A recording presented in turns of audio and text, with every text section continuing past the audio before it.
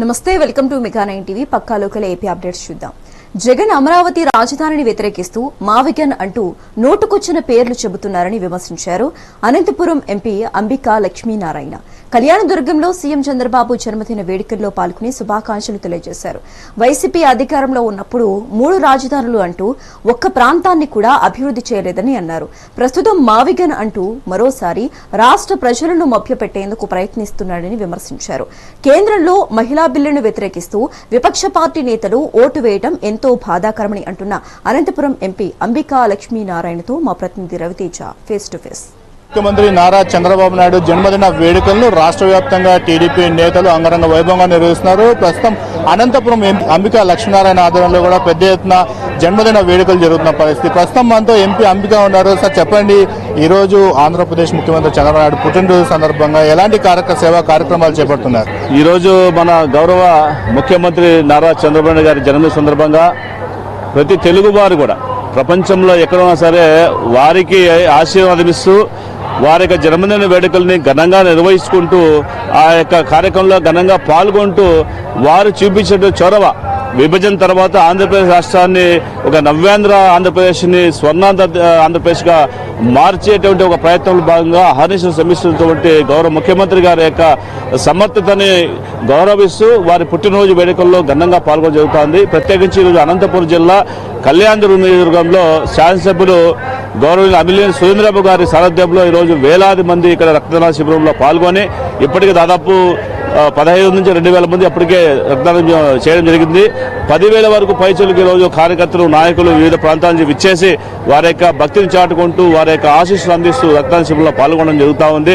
ఒకటి చెప్పండి, ఈ రోజు అమరావతి రాజధాని అని చెప్పేసి చట్టం కూడా చేసిన పరిస్థితి ఉంది. మరోపక్క ప్రతిపక్ష పార్టీ నేత జగన్మోహన్ రెడ్డి మాత్రం మావిగన్ అంటూ కూడా ప్రచారం చేస్తున్న పరిస్థితి. ప్రతిపక్ష పార్టీ నేతలు చేస్తున్న మావిగన్ పని మీరేమంటారు?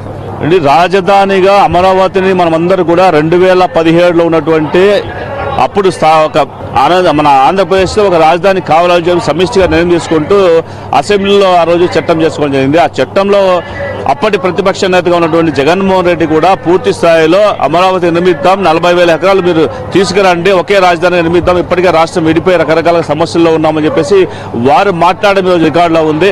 అది తిరిగి 2024లో గౌరవ ముఖ్యమంత్రి గారుగా చంద్రబాబు గారు పదవి చేపట్టిన తర్వాత మరి తిరిగి అమరావతిని నిర్మించుకుందామని చెప్పేసి ఈరోజు ఉభయ చట్టసభల్లో కూడా తీర్మానం చేసుకుని రాష్ట్రపతి గారు ఆమోద ముద్ర వేసి ఈరోజు అమరావతి శాశ్వత రాజధాని అని చెప్పేసి ఈరోజు నిర్ణయం తీసుకున్న తర్వాత కూడా జగన్మోహన్ రెడ్డి గారు పదే మళ్ళీ రకరకాల పేర్లు పెట్టి మాట్లాడుతూ అంటే ఇది సిగ్గుచేటని భావిస్తాను. ఎందుకంటే మీరు గత 5 సంవత్సరాల పరిపాలనలో ఉన్నప్పుడు 3 రాజధానులు అని చెప్పేసి విశాఖపట్నం, కర్నూలు అని చెప్పి రకరకాల పేర్లు పెట్టుకొని మాట్లాడి తర్వాత ఈరోజు ఇంకో పేరు పెడుతున్నామంటే అసలు నీకు చిత్తశుద్ధి ఉందా? అమరావతి నిర్మాణం కోసం మీరు ఏమన్నా పని చేస్తున్నారా? భవిష్యత్తులో కనీసం మీ రాష్ట్రంలో ఉన్నటువంటి పరిస్థితులు మీకు అర్థమవుతుందని చెప్పి తెలియజేసుకోండి. ఎందుకంటే ఈరోజు అమరావతి నిర్మాణం చేసుకుంటే రాష్ట్ర యొక్క ఆర్థిక అభివృద్ధి పెరుగుతుంది, రాష్ట్రానికి సంబంధించిన యువతకు ఉద్యోగ అవకాశాలు కల్పిస్తారు.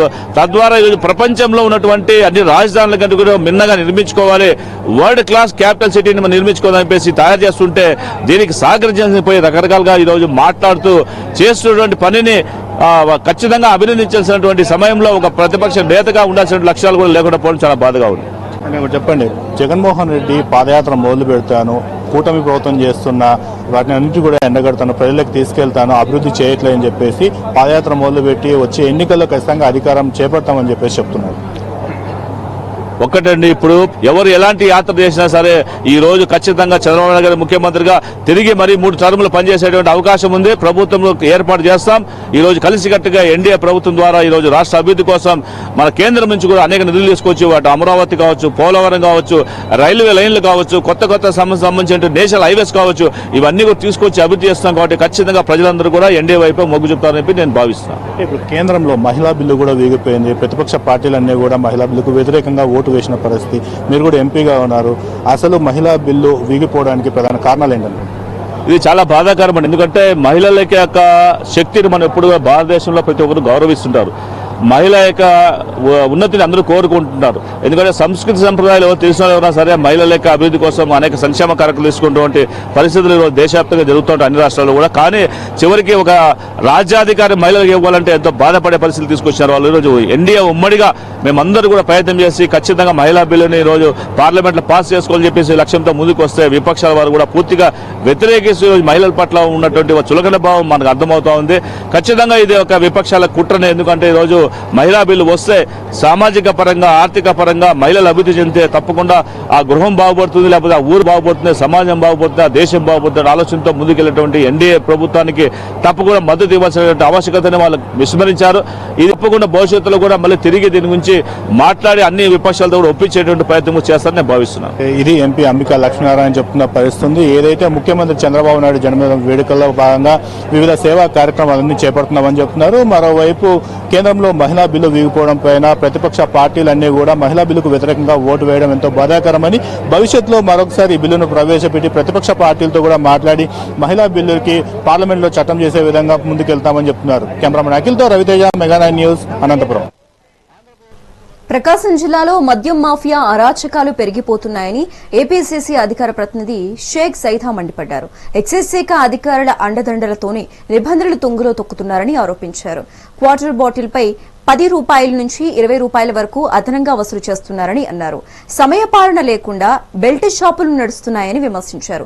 ఒక్కో షాపు నుంచి నెలకు వేలల్లో మామూలు తీసుకుంటున్న అధికారులపై తక్షణమే చర్యలు తీసుకోవాలన్నారు. మద్యం సిండికేట్లకు కఠినంగా వ్యవహరించారని కాంగ్రెస్ పార్టీ తరపున ఆయన డిమాండ్ చేశారు. మద్యం మాఫియా రోజు రోజుకి విపరీతంగా చెలరేగిపోతున్న విషయం చూస్తా ఉన్నాం. బెల్ట్ షాపులు గ్రామాన వాడలో విపరీతంగా రోజు రోజుకి పుట్టుకోవడంగా చూస్తూ ఉన్నాం. వేసవిలో మంచినీళ్ళు కొరత తీవ్రంగా ఇబ్బంది పెడుతున్నప్పటికీ కూడా మద్యం మాత్రం ఎక్కడా తక్కువ కాకుండా విపరీతంగా మరి సరఫరా చేసినటువంటి పరిస్థితిని చూస్తూ ఉన్నాం. ప్రధానంగా ఉమ్మడి ప్రకాశం జిల్లాలో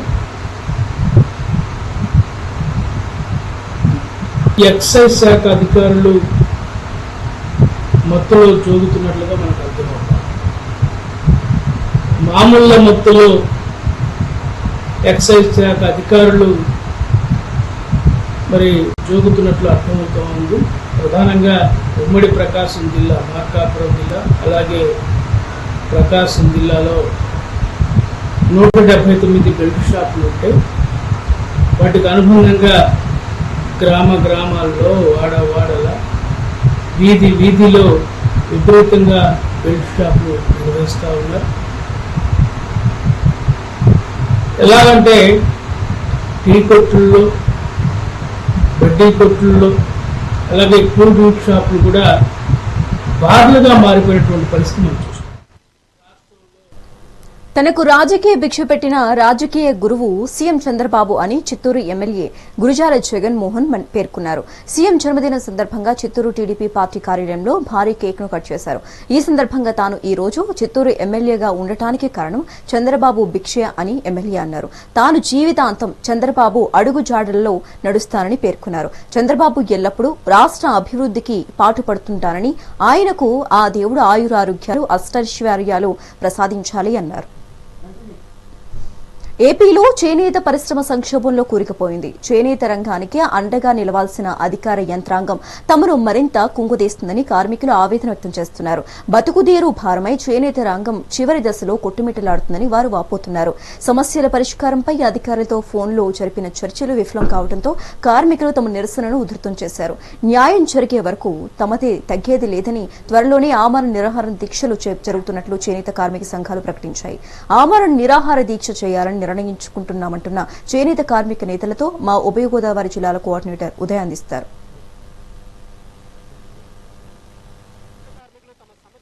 చేర్చాలని డిమాండ్ చేస్తూ చేనేత ఆత్మగౌరవ దీక్ష ఈ రోజు 8వ రోజుకు చేరింది. కలెక్టరేట్ ఎదుట గత 7 రోజుల నుంచి అయితే చేనేత కార్మికులు ఇక్కడ చేనేత కార్మికుల ఆత్మ గౌరవ దీక్ష అయితే చేస్తున్నారు. అసలు ఈ 7 రోజుల పాటు అసలు ప్రభుత్వం నుంచి ఎటువంటి స్పందన లభించింది, వారి భవిష్యత్ కార్యాచరణ ఎలా ఉండబోతుంది అనేది వారితోనే మాట్లాడదాం. సార్, మీ దీక్ష అయితే ఈ రోజు 8వ రోజుకు చేరింది. అసలు 8 రోజుల నుంచి మీరు ఈ చేనేత కార్మికుల ఆత్మ గౌరవ దీక్ష చేస్తున్నారు. అసలు ప్రభుత్వం మీ డిమాండ్లకు ఏమైనా స్పందించిందా? ఎవరైనా అధికారి కానీ ఎవరైనా మీ దగ్గరకు వచ్చారా? అసలు భవిష్యత్ కార్యాచరణ ఎలా ఉండబోతుంది? అందరికీ నమస్కారం అండి. మేము 8 రోజుల నుంచి చేనేత కార్మికులందరూ కూడా కాకినాడ కలెక్టరేట్ దగ్గర మండు టెండర్ను సైతం లెక్క చేయకుండా ఈ ఒక చేనేత కార్మికుడు కూడా ఈ దీక్షలో పాల్గొని అస్వస్థతకు గురై చనిపోవడం జరిగింది. అయినా సరే ఎవరు కూడా అధైర్యపడకుండా మా డిమాండ్లు కనీసం ఈ విధంగా చూసి ఈ ప్రభుత్వం చలిస్తుందేమో అని చెప్పి ఈ 8 రోజుల నుంచి కూడా ఎంతో క్రమశిక్షణతో ప్రభుత్వానికి సహకరిస్తూ మీ యొక్క ఈ రిలే నిరాహార దీక్షను కంటిన్యూ చేస్తూ ఉన్నాం. అయితే మొదటి 2-3 రోజులు ప్రభుత్వ అధికారులు రావడం, కొన్ని విషయాలు మా యొక్క డిమాండ్ల మీద మాతో చర్చించడం జరిగింది. అయినప్పటికీ కూడా మేము ఆశించిన రీతిలో ప్రభుత్వం దగ్గర నుంచి స్పందన లేదు. మేము ముందే చెప్పున్నాం, మీ దగ్గర నుంచి స్పందన ఉన్నా లేకపోయినా రిలే నిరాహార దీక్షలు 8 రోజులు అంటే సోమవారం నుంచి సోమవారం వరకు మేము ప్రభుత్వానికి సామరస్యంగా మేము గడువిచ్చున్నాం.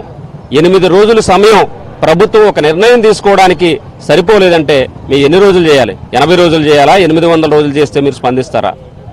ఇది సరైన విధానం కాదు. ఏదైనా ప్రజలకు ఇబ్బంది వచ్చినప్పుడు, వాళ్ళకి బాధ కలిగినప్పుడు, వాళ్ళకి సమస్యలు ఉన్నప్పుడు ఇలా నిరసన తెలియజేయడం ప్రభుత్వం తెలుస్తుందేమో, గుర్తిస్తుందేమో అని చెప్పి ఆశపడడం సాధారణం. అలాంటిది 8 రోజులుగా మీరు స్పందించలేదు.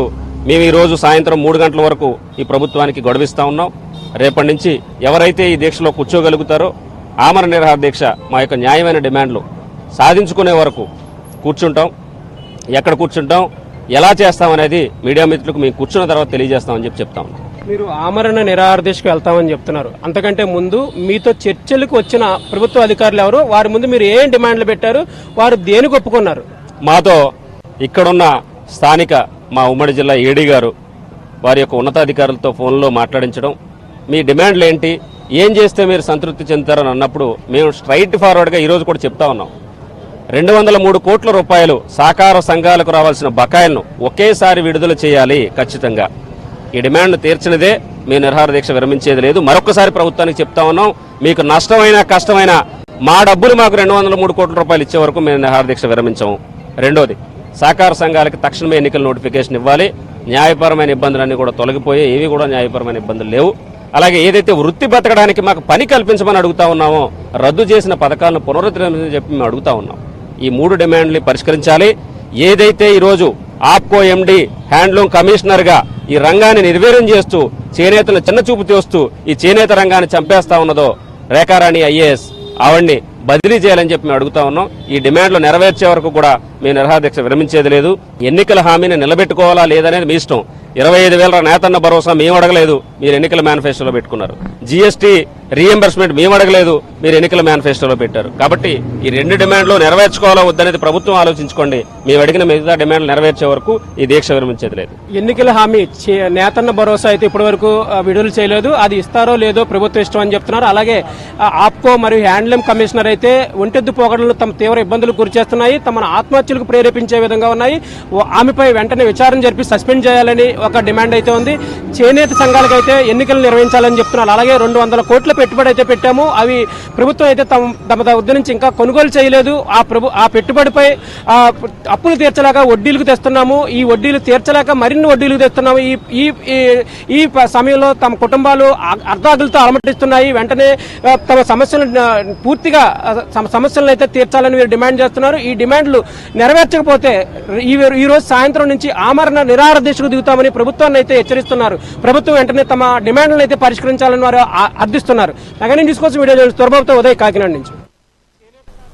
తనకు రాజకీయ భిక్ష పెట్టిన రాజకీయ గురువు సీఎం చంద్రబాబు అని చిత్తూరు ఎమ్మెల్యే గురజాల జగన్మోహన్ పేర్కొన్నారు. సీఎం జన్మదినం సందర్భంగా చిత్తూరు టీడీపీ పార్టీ కార్యాలయంలో భారీ కేక్ను కట్ చేశారు. ఈ సందర్భంగా తాను ఈ రోజు చిత్తూరు ఎమ్మెల్యేగా ఉండటానికి కారణం చంద్రబాబు భిక్షే అని ఎమ్మెల్యే అన్నారు. తాను జీవితాంతం కూడా చంద్రబాబు అడుగుజాడలలో నడుస్తానని పేర్కొన్నారు. చంద్రబాబు ఎల్లప్పుడూ రాష్ట్ర అభివృద్ధికి పాటుపడుతుంటారని, ఆయనకు ఆ దేవుడు ఆయురారోగ్యాలు అష్టైశ్వర్యాలు అందించాలని అన్నారు.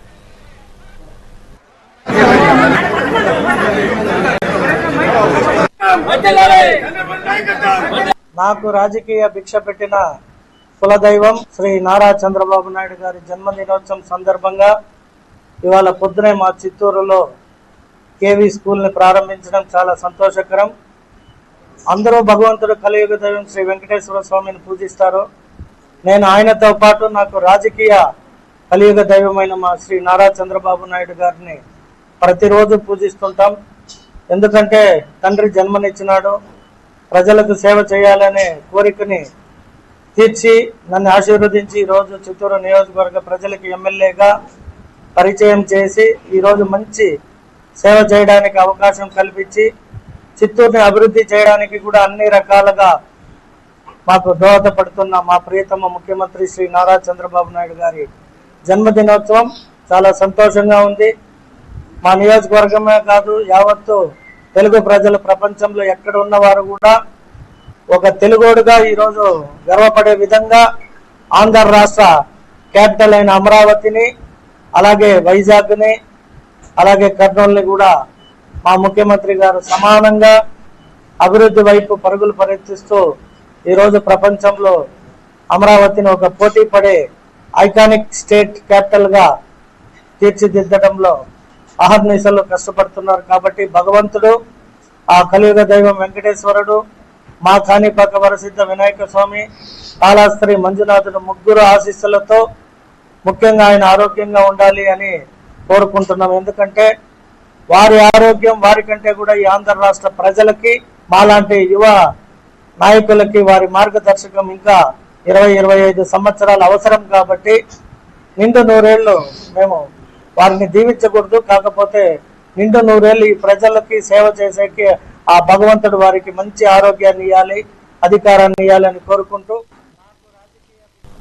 సీఎం చంద్రబాబు 76వ జన్మదిన వేడుకలు నంద్యాల జిల్లా ఆలగడ్డలో ఘనంగా నిర్వహించారు.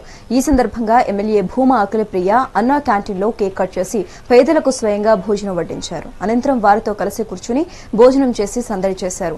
తెలుగు జాతికి ప్రపంచవ్యాప్త గుర్తింపు తెచ్చిన ఘనత చంద్రబాబుదే అని ఈ సందర్భంగా ఆమె కొనియాడారు.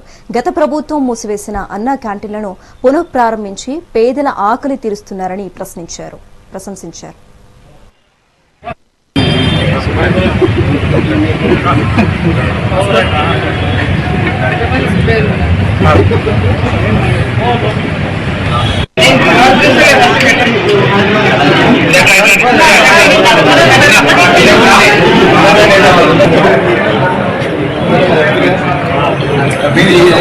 మళ్ళా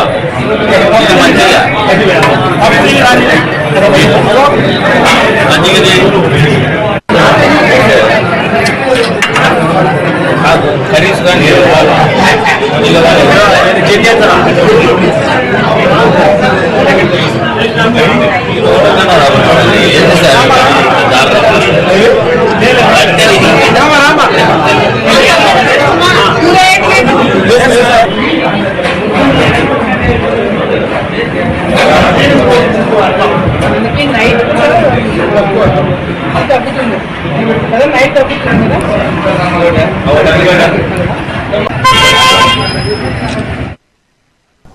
డిప్యూటీ సీఎం పవన్ కళ్యాణ్ త్వరగా కోలుకోవాలని కోరుతూ పశ్చిమ గోదావరి జిల్లా భీమవరంలో జనసేన శ్రేణులు ప్రత్యేక పూజలు నిర్వహించారు.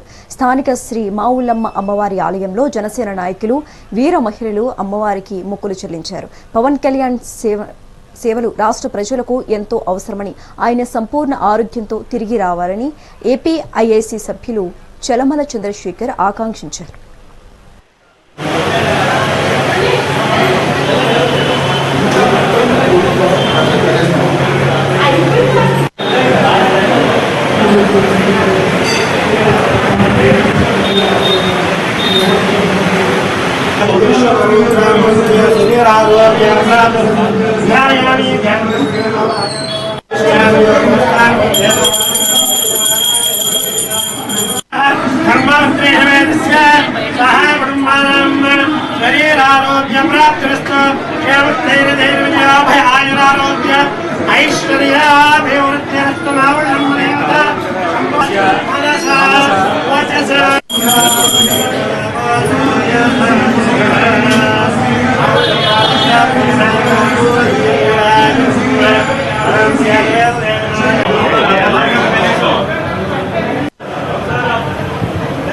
భీమవరం జనసేన పార్టీ నుంచి నాయకులందరూ కూడా మన ఉప ముఖ్యమంత్రులు పవన్ కళ్యాణ్ గారు అస్వస్థకు గురవడం మా అందరికీ తెలిసిందే. ఎందుకంటే ఆంధ్రదేశంలో ఉన్నటువంటి బడుగు బలహీన వర్గాల ఆశాజ్యోతి మన పవన్ కళ్యాణ్ గారు. ఆయన యొక్క సేవలు పేద ప్రజలందరూ కూడా ఆనందంగా జీవించాలి. యువతంతా కూడా రానున్న రోజుల్లో ముందుకి వాళ్ళకి భవిష్యత్తు ఉండాలంటే పవన్ కళ్యాణ్ గారు మన ఆంధ్రప్రదేశానికి ఎంతో అవసరం. జనసేన నాయకులు కార్యకర్తలందరూ కూడా ఎంతో దిగ్భ్రాంతికి గుర్తింది. ఈ రోజు భీమవరంలో ఉన్నటువంటి ప్రముఖ పుణ్యక్షేత్రమైనటువంటి శ్రీ శ్రీ మావుళ్ళమ్మ దేవతని ఈ రోజు పూజ చేసి కోరుకోవడం జరిగింది. ఆయనకి సంపూర్ణ ఆరోగ్యం ఇచ్చి ఆంధ్రదేశానికి పేద ప్రజలందరూ కూడా మంచి జరిగేలాగా ఆయన ఆరోగ్యం బాగు చేసి మళ్ళీ రప్పించాలని చెప్పేసి పూజ చేయడం జరిగింది. అదేవిధంగా రాష్ట్ర వ్యాప్తంగా దేశవ్యాప్తంగా కూడా కళ్యాణ్ గారి ఆరోగ్యం బాగుండాలని చెప్పి ప్రతి ఒక్కరూ కూడా మరి ఆశీర్వదిస్తా ఉన్నారు. మన అమ్మనగన్న అమ్మ శ్రీ శ్రీ మావుళ్ళమ్మ మరి ఆంధ్రప్రదేశ్ ఉప ముఖ్యమంత్రి వర్యులు శ్రీ పవన్ కళ్యాణ్ గారికి మరి ఆరోగ్యం బాగలేదు కాబట్టి ఆయన త్వరగా కోలుకోవాలని మరి అమ్మనగన్నమ్మ మావుళ్ళమ్మ తల్లి భీమవరం గుడిలో మరి జనసేన నాయకులు అలాగే మన కూటమి నాయకులందరితో కూడా మరి ప్రత్యేక పూజలు అమ్మవారి గుడిలో చేశారు. దాన్ని బట్టి మరి కళ్యాణ్ గారు త్వరగా కోలుకోవాలని ప్రార్థిస్తూ శస్త్రచికిత్స నుంచి సాధ్యమైనంత తొందరగా కోలుకుని జనబాహుల్యంలోకి మళ్ళా సాధ్యమైనంత తొందరగా రావాలని చెప్పేసి మా యొక్క ఏపీఐఏసీ మెంబర్ శ్రీ చంద్రమల చంద్రశేఖర్ గారు మరియు మా ఏఎంసీ వైస్ చైర్మన్ బండి రమేష్ గారు మరియు మా పాలకవర్గ సభ్యుల ఆధ్వర్యంలో ప్రత్యేకంగా అమ్మలగన్న అమ్మ మావుళ్ళమ్మ వారిని ప్రార్థించడం జరిగిందండి. సాధ్యమైనంత తొందరగా పవన్ కళ్యాణ్ గారు కోలుకుని మళ్లీ ప్రజాసేవలోకి రావాలని అమ్మవారిని తమిళనాడు రాజకీయాలపై సీఎం చంద్రబాబు ప్రచారం చేస్తున్న నేపథ్యంలో సిపిఐ జాతీయ నాయకుడు నారాయణ తీవ్ర విమర్శలు చేశారు. తమిళనాడు అసెంబ్లీ ఎన్నికల్లో ఎన్డీఏ కూటమి తరపున ప్రచారం చేస్తున్న చంద్రబాబుకి అవమానం తప్పదని అన్నారు. గతంలో జయలలిత ముఖ్యమంత్రిగా ఉన్నప్పుడు తమిళనాడులో తెలుగు మాధ్యమ పాఠశాలను మూసివేయాలని నిర్ణయంపై స్పందించలేదని చంద్రబాబుపై ఆరోపించారు. అయితే అప్పట్లో తెలుగు ప్రజలు స్వయంగా వెళ్లి వినతి పత్రాలు ఇచ్చినా పట్టించుకోలేదని అన్నారు. ఇప్పుడు మాత్రం నరేంద్ర మోదీకి మద్దతుగా ప్రచారం చేయడం విడ్డూరమని అన్నారు. రాష్ట్ర శాసనసభకు ఎన్నికలు జరుగుతా ఉంది. అక్కడ డీఎంకేతో పాటు లెఫ్ట్ పార్టీస్ అంతా కలిపి సంయుక్తంగా బీజేపీని అడుగు పెట్టనీయకుండా చెప్పేసి సభంతో ఒక రాజకీయ ఐక్యత ఏర్పడిపోయింది, స్ట్రాంగ్ అయిపోయింది. దాన్ని ఎవరు కదిలించలేరు. ఈ సమయంలో మోడీకి చంద్రబాబు గుర్తొచ్చాడు. చంద్రబాబుని పిలిస్తే అర్జెంట్ గా తమిళనాడుకు పోయి క్యాన్వాస్ ఏమని చెప్పిట్టున్నాడు. ఈయన లగెత్తుకుంటూ పోతాడు ఆయనకి. సరే, మోడీకి చంద్రబాబు నాయుడికి ఎలాంటి సంబంధం నాకు తెలుసు, మళ్ళీ చెప్పక్కర్లా. ఇప్పుడు ఆయనకి ఆపద, ఈయన ఆపద కాపాడాలని చెప్పి ప్రయత్నిస్తున్నాడు. వీళ్ళు అక్కడ తెలుగు మాట్లాడే వాళ్ళ దగ్గర పోయి తెలుగు ప్రజల్ని ఇన్ఫ్లుయెన్స్ ట్రై చేస్తున్నాడు. నేను ఒకటి అడుగుతాను, జయలలిత ముఖ్యమంత్రిగా ఉన్నప్పుడు తెలుగు స్కూల్స్ అన్ని బ్యాన్ చేయడానికి తీర్మానం పెట్టేసింది. దాదాపు ఒక డెసిషన్ తీసుకుంది. అప్పుడు కమ్యూనిస్ట్ పార్టీ ముఖ్యంగా తల్లి రామచంద్ర ఎమ్మెల్యేగా ఉండి గట్టిగా ఫైట్ చేశాడు, పోరాటం సాగిస్తే అప్పుడు ఆగింది అది. ఆనాడు తమిళనాడులో ఉన్నటువంటి తెలుగు వాళ్ళంతా వచ్చి చంద్రబాబు నాయుడిని, అయ్యా నువ్వు వచ్చి మాట్లాడు గట్టిగా, తెలుగు ప్రజానీకానికి అన్యాయం జరుగుతుంది. ఆయన పోలే, ఆనాడు పోలేదు. తమిళనాడులో ఉన్న తెలుగు ప్రజానీకానికి అన్యాయం జరుగుతుంటే చూస్తూ ఊరుకున్నాడు. అలాంటి ఇప్పుడు పోయి తెలుగు వాళ్ళని ఓటేయండి, బీజేపీ కోటండి, ఏ మొక్క పెట్టుకుని చెప్తాం? ఆనాడు ఈ మొక్క ఏమైంది? ఈనాడు ఎందుకు అడిగిపోతున్నావు అంటే మోడీకి ఆపోజిట్ మాప మొక్కలు మొక్కాలనా? తమిళనాడులో ప్రతిష్ట. అనంతపురం జిల్లా తాడిపత్రిలో జేసీ స్వగృహంలో సీఎం చంద్రబాబు 76వ జన్మదిన వేడుకలు ఘనంగా జరిగాయి. ఎమ్మెల్యే జేసీ అష్మిత్ రెడ్డి, మాజీ మున్సిపల్ చైర్మన్ జేసీ ప్రభాకర్ రెడ్డి మహిళలతో కలిసి కేక్ కట్ చేశారు. ఈ సందర్భంగా కేకును నారా చంద్రబాబు నాయుడు చిత్రపటానికి తినిపిస్తూ సంబరాలు జరుపుకున్నారు.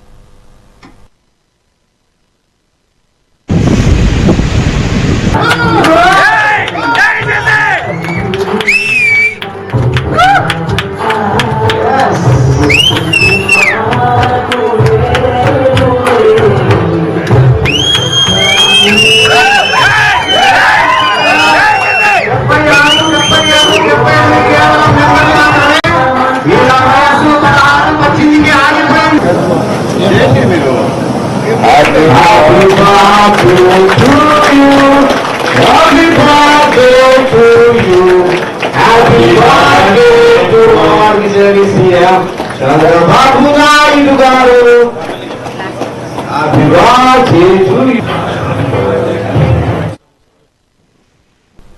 ఏలూరు జిల్లా వ్యాప్తంగా సీఎం చంద్రబాబు జన్మదిన వేడుకలు అంబరాన్నంటాయి. జిల్లా టీడీపీ కార్యాలయంలో ఎమ్మెల్యే బడేటి చంటి, ఎంపీ పుట్టా మహేష్ ఆధ్వర్యంలో పార్టీ శ్రేణులు ఘనంగా వేడుకలు నిర్వహించాయి. తొలుత ఎన్టీఆర్ విగ్రహానికి నివాళులర్పించి చంద్రబాబు విగ్రహానికి పాలాభిషేకం చేశారు. అనంతరం కార్యకర్తలతో కలిసి కేక్ కట్ చేసిన నేతలు జిల్లా ప్రభుత్వ హాస్పిటల్లోని రోగులకు పండ్లను పంపిణీ చేశారు. ఏపీ అభివృద్ధి ఒక విజనరీ లీడర్ అయిన చంద్రబాబుతోనే సాధ్యమని, కూటమి ప్రభుత్వం రాష్ట్రాన్ని ప్రగతి పథంలో నడిపిస్తుందని ఈ సందర్భంగా వారు ధీమా వ్యక్తం చేశారు.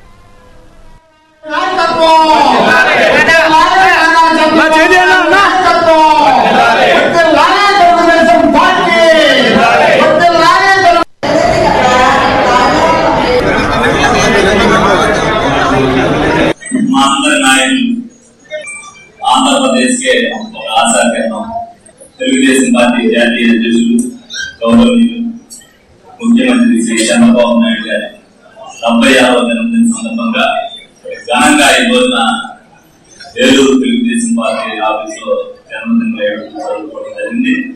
ఈ సందర్భంగా చంద్రబాబు నాయుడు గారికి జన్మదిన శుభాకాంక్షలు తెలియజేస్తూ ఆయన ముందు ఆయన ఆరోగ్య ఐశ్వర్యంగా ఉండాలి. ఆంధ్రప్రదేశ్ ఏదైతే అభివృద్ధి పథంలో నడవాలి అంటే ఆయన ఆలోచనలు కానీ ఆయన ఆశయాలు కానీ డెఫినెట్ గా ముందుకెళ్ళవలసిన పరిస్థితి. ఈ సందర్భంగా కొన్ని విషయాలు ఆయన గురించి కూడా మనం మాట్లాడుకోవాల్సిన అవసరం ఎంతైనా ఉంది.